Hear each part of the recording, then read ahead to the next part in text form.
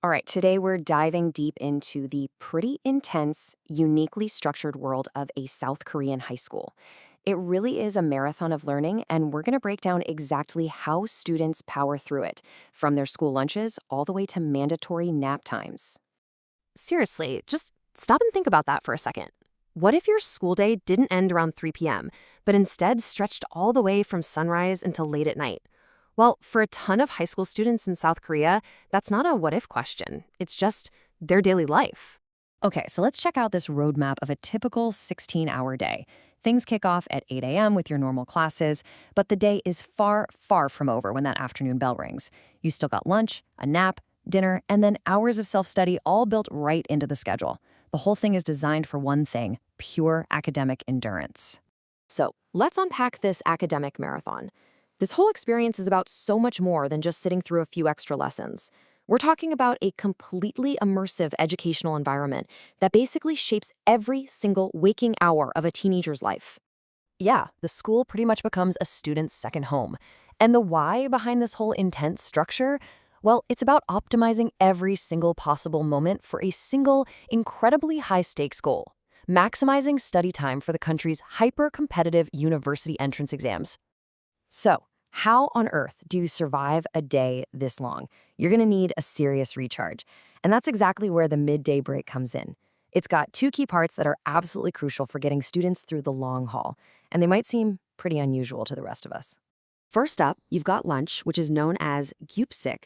Now, this is way more than just a quick bite to eat. It's a highly organized, nutritionally balanced meal that's provided to every single student. It's actually considered a vital part of the day, essential fuel to support the massive cognitive demands of studying for hours on end. It's also one of the only real social moments in an otherwise jam-packed schedule. So, after lunch is over, the daily routine takes a really surprising turn.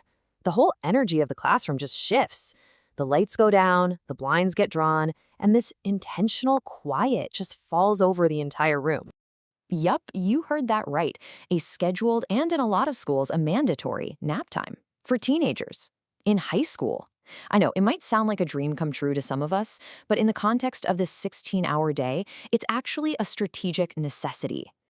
This is where you can really see how the entire system is just built for endurance. This isn't some casual break. We're talking about a strategic 20 to 30-minute power nap, officially scheduled to help students fight off fatigue and stay focused for the many hours of intense study that are still ahead of them. You'd think that once regular classes and dinner are over, the day would finally be done.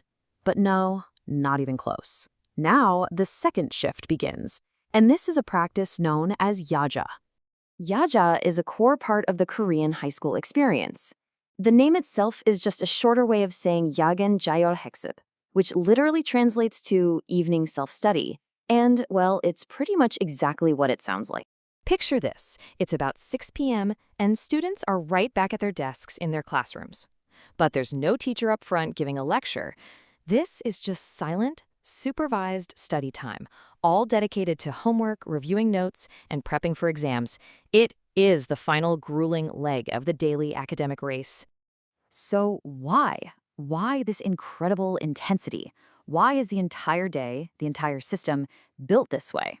Well, it all boils down to the immense national focus and pressure surrounding one single event. So here's the crucial point. Everything, the long hours, the supervised study, even the naps, it's all designed to prepare students for the Sunung.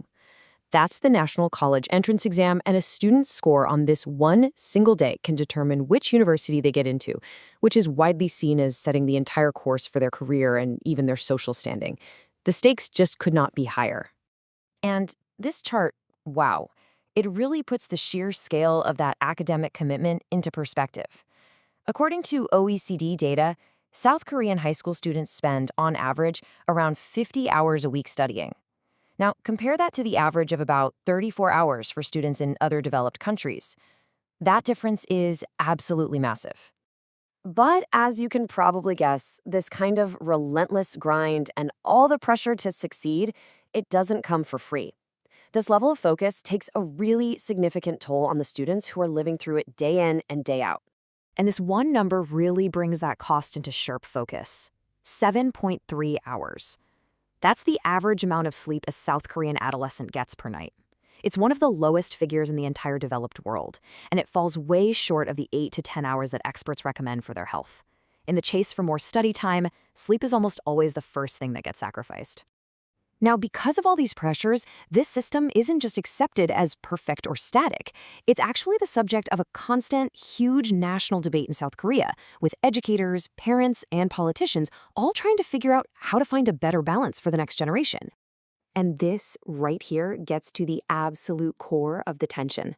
On the one hand, you can't deny it's an engine for success. It consistently produces some of the world's top students and helps fuel the country's economy. But on the other hand, it's a source of incredible stress, raising very serious concerns about mental health, sleep deprivation, and just a total lack of time for anything creative or personal. And look, this isn't just an observation from the outside. This quote is from the Korean Educational Development Institute, a major research organization there, and it shows that this challenge is recognized at the highest levels.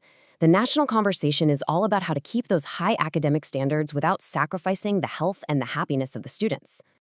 So that leaves us with this final question to think about.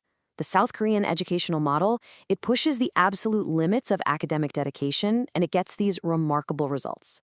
But as educators everywhere are dealing with rising student stress, is this demanding rhythm a model to be copied for its success, or is it more of a cautionary tale, a call for some fundamental change? It's a really complex balance, and there are no easy answers.